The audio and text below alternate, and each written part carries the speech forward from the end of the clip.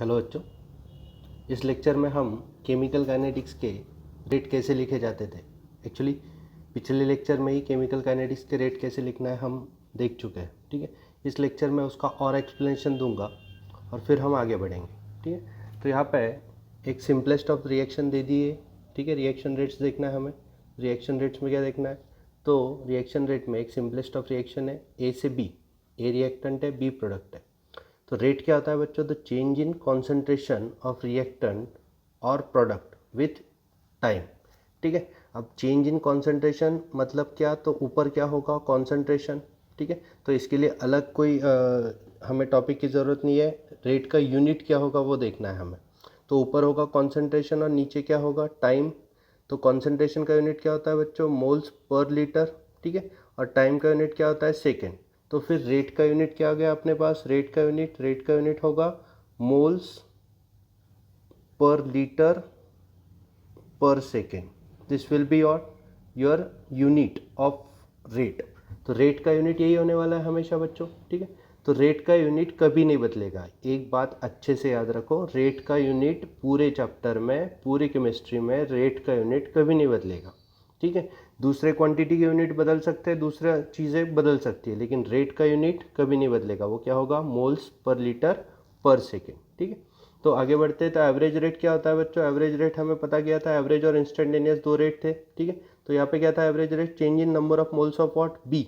अब change in number of moles of B दिया है यहाँ पे, लेकिन change in number of moles of what, A भी हो सकता है, क्योंकि बी के मोल्स क्या होते हैं, बढ़ते हैं, और ए के मोल क्या होता है, घटता है। ठीक है, तो यहाँ पे change in number of moles of B upon change in time. तो यहाँ पे क्या लिखा हमने, डेल्टा, और मोल्स ऑफ बी के लिए क्या, कॉन्सेंट्रेशन ऑफ बी लिखेंगे ना। Concentration of B will be expressed in what, moles. ठीक है, तो मोल्स पर लीटर में ही एक्सप्रेस होगा। तो ये स्क्वायर ब्रैकेट में इनक्लोज कर दिया और नीचे क्या लिख दिया, डेल्टा टी, मतलब क्या, T2 माइनस T1।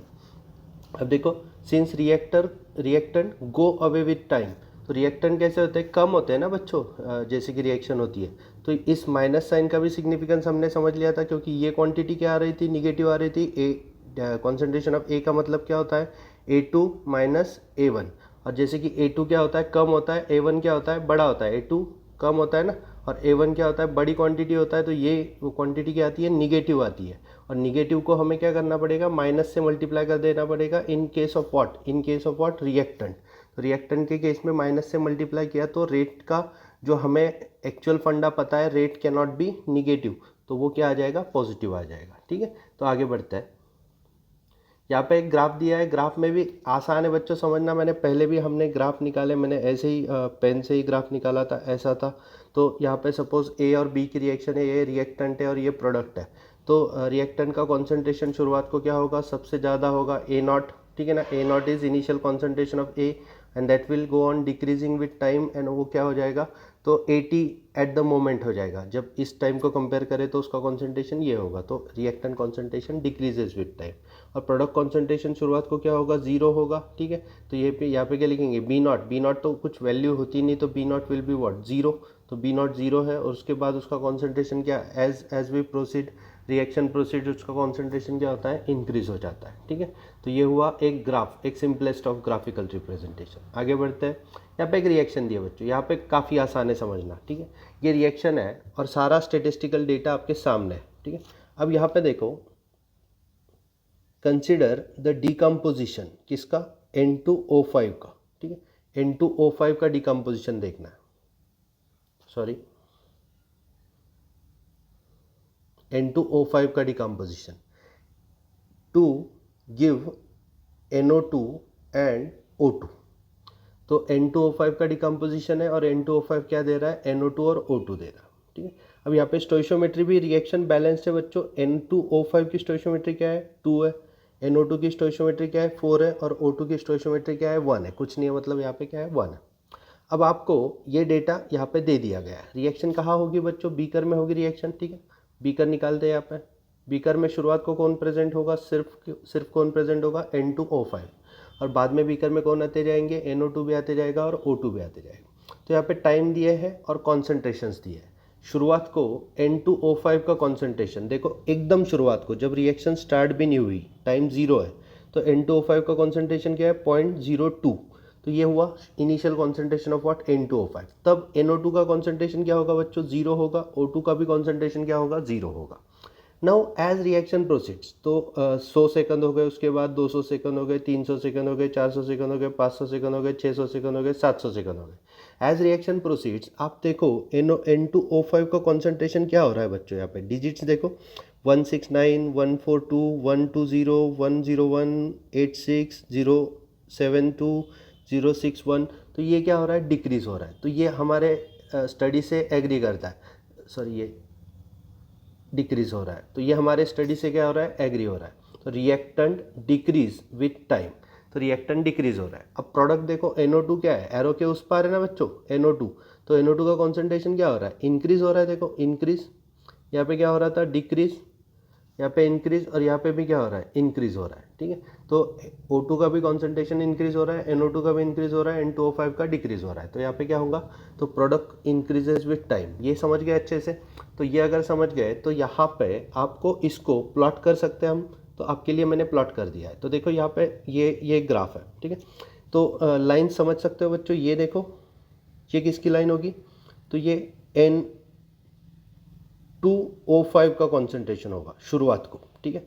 कितना था, 0.02। तो देखो ना यहाँ पे 0.02 N2O5 का कॉन्सेंट्रेशन, ये देखो 0.02। अब उसके बाद ये डिक्रीज होते जाएगा। तो ये किसकी लाइन है, ये लाइन है N2O5 की, ठीक है। ग्राफ पे यहाँ पे कॉन्सेंट्रेशन होता है इस एक्सिस पे, देखो ना, इस एक्सिस पे कॉन्सेंट्रेशन होता है और इस एक्सिस पे क्या होता है, टाइम होता है। अब O2 का कॉन्सेंट्रेशन देखो, शुरुआत को 0 था, बाद में बढ़ते गया बढ़ते गया बढ़ते गया, लाइक दिस, ठीक है। O2 का कॉन्सेंट्रेशन, उसके बाद बचा क्या, तो NO2 का कॉन्सेंट्रेशन। NO2 का कॉन्सेंट्रेशन क्या हो रहा है, इंक्रीज हो रहा है एज रिएक्शन प्रोसीड्स। अब यहाँ पे आपको कोई तो एक टाइम इंटरवल चूज करना पड़ेगा। देखो मैंने बोला था एवरेज रेट इज क्या है, over the period of time. तो over the period of time के लिए आपको क्या करना पड़ेगा, सपोज कि आपके पास 300 का डेटा है, 300 जब सेकेंड हुए थे रिएक्शन स्टार्ट होगी, और 400 का डेटा है। तो T2 क्या हुआ, 400, T1 क्या हुआ, 300। तो आप क्या करोगे, इन सारे रेट्स को कैलकुलेट करोगे। कैलकुलेट कैसे करना है बच्चों, टाइम इंटरवल कितना, ये time interval 400 minus what, 300, T2 minus T1। तो ये 100 सेकेंड्स का टाइम इंटरवल है। अब 100 सेकेंड्स के टाइम इंटरवल में आप एक एक चीज़ देखो। पहले तो आप सपोज N2O5 रिएक्टेंट देखो। तो रिएक्टेंट क्या हुआ, डिक्रीज हुआ, इतना था पहले, ठीक है। यहाँ पे ऐसे इस ग्राफ में, तो इस एक्सिस में पूरे लाइंस नहीं है, तो यहाँ पे मैंने एक्सप्लेन कर दिया, इतना था। और उसके बाद 300 को इतना था, 400 को इतना हो गया।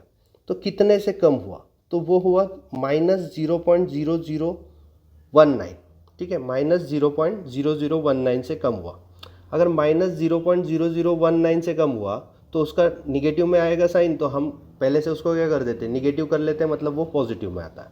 अब यहाँ पे NO2 का कॉन्सेंट्रेशन देखो, इतना था, उसके बाद इतना हुआ, मतलब कितने से बढ़ा, 0.0037। अब ये डिजिट कैसे आएगा, तो NO2 का concentration at time t minus NO2 का कॉन्सेंट्रेशन एट टाइम 300, मतलब टाइम 400 से लेके टाइम 300 से लेके 400, ठीक है। ऐसे ही आप सब डेटा कैलकुलेट कर सकते हो। तो मैंने एक्चुअली ये कैलकुलेट कर दिया है, ठीक है। यहाँ पे NO2 का कॉन्सेंट्रेशन इंक्रीज होगा, O2 का भी इंक्रीज होगा। कितना NO2 का कितना इंक्रीज हो रहा है, इतना इंक्रीज हो रहा है। O2 का कितना इंक्रीज हो रहा है, इतना इंक्रीज हो रहा है। NO2 का कितना इंक्रीज हो रहा है, तो एक्चुअली वो डिक्रीज हो रहा है। कितना डिक्रीज हो रहा है, -0.0019। तो आगे देखते कैसे होता है। यहाँ पे हमारे पास एक्चुअली ये सारा कैलकुलेट करके रखा है, ठीक है। तो यहाँ पे ध्यान दो, from the graph looking at time is equal to 300 to time is equal to 400, rate of O2 उन्होंने निकाला है। O2 का देखो, O2 का कितना था ना, देखो O2 का कितना था, O2 का कितना बढ़ रहा था, तो O2 का बढ़ रहा था 0.0009। अब 0.0009 लिख दिया और नीचे क्या लिख दिया, 100, और कैलकुलेट कर लिया। तो कैलकुलेट करने के बाद क्या मिला बच्चों हमें, कैलकुलेट करने के बाद वैल्यू मिला 9 × 10⁻⁻⁶ मोलैरिटी पर सेकेंड, क्योंकि ऊपर क्या है, कॉन्सेंट्रेशन टर्म है ना ये, और ये क्या है टाइम, तो ये क्या हुआ मोलैरिटी पर सेकेंड। मोलैरिटी के कैपिटल एम का मतलब क्या होता है मोल्स पर लीटर, ठीक है ना। तो अब हमने NO2 का कैलकुलेट किया, O2 का कैलकुलेट किया, NO2 का कैलकुलेट किया और N2O5 का कैलकुलेट। तो आपको यहाँ पे थोड़ा सा सोचना चाहिए बच्चों कि सिंपल बात देखो, ये रेट अलग आ रहा है, ये रेट अलग आ रहा है, ये रेट अलग आ रहा है, ये तो अपना एग्री नहीं होता, ये तो एग्री हो ही नहीं सकता ना अपने से, क्योंकि ये तीनों रेट सेम ही आने चाहिए। क्योंकि आप रिएक्टेंट का देखो, प्रोडक्ट का देखो, या किसी रिएक्टेंट का या प्रोडक्ट का किसी भी इससे मेजर किया तो भी आपका रिएक्शन रेट क्या आना चाहिए, सेम ही आना चाहिए। लेकिन आपको यहाँ पे खुद को पूछना चाहिए why do they differ, rate क्यों डिफर हो रहे। तो रिकॉल करो, N2O5 का स्टोइशियोमेट्रिक कोएफिशिएंट क्या था 2, NO2 का स्टोइशियोमेट्रिक कोएफिशिएंट क्या था 4 और O2 का स्टोइशियोमेट्रिक कोएफिशिएंट क्या था 1। तो अब देखो ये स्टोइशियोमेट्रिक कोएफिशिएंट हमने निगलेक्ट किए, इसलिए हमारे रेट अलग आए। अगर हम वो सारे स्टोइशियोमेट्रिक कोएफिशिएंट उसके रेट के अपोजिट लगा देते थे, मतलब क्या कैसे करना होता है मैंने पहले ही बोल दिया। अब सपोज O2 का स्टोइशियोमेट्रिक कोएफिशिएंट 1 है, तो उसको कितने से डिवाइड करना है, 1 से डिवाइड करना है, मतलब 1 इंटू 1/1 से मल्टीप्लाई कर देना है। अदर वर्ड्स यहाँ पे NO2 का स्टोइशियोमेट्रिक कोएफिशिएंट क्या था 4, तो उसको कितने से मल्टीप्लाई कर देना है, 1/4 से मल्टीप्लाई कर देना है। और पिछले लेक्चर में मतलब 2.2.2 में 2.2.2 वीडियो लेक्चर में मैंने बता दिया ये कैसे होता है, ठीक है। तो उसको फिर से देखो, वो वीडियो 2 बार देखना पड़ेगा बच्चों समझने के लिए। उसके बाद यहाँ पे O2 का कॉन्सेंट्रेशन, ये N2O5 का स्टोइशियोमेट्रिक कोएफिशिएंट क्या था 2 था, तो यहाँ पे क्या है 1/2 आया। तो अब वो क्या कर रहे हैं, एग्री कर रहे हैं। तो 2 इंटू 10⁻⁶ 9 इंटू 10⁻⁶, 9.2 इंटू 10⁻⁶, 9.5 इंटू 10⁻। अब ये क्यों ऐसा आया, तो सिंपल है, हमने थोड़ा यहाँ पे क्या किया है अप्रॉक्सीमेशन किया है बच्चों। नहीं तो ये सारे के रेट क्या आते थे 9.1 9.1 9.1, नहीं तो सपोज कुछ क्लोज एग्रीमेंट में होते थे, क्योंकि यहाँ पे हमने थोड़ा सा आगे का कैलकुलेशन निगलेक्ट करके यहाँ पे दी है, ठीक है। लेकिन आपको स्टडी पर्पस के लिए ये याद रखना है कि हमेशा ये रेट क्या आते हैं, इक्वल ही आते हैं, इतना भी डिफरेंस नहीं होता, कितना 0.2 का भी 0.5 का भी डिफरेंस नहीं होता। तो अब वो एग्री कर रहे हैं।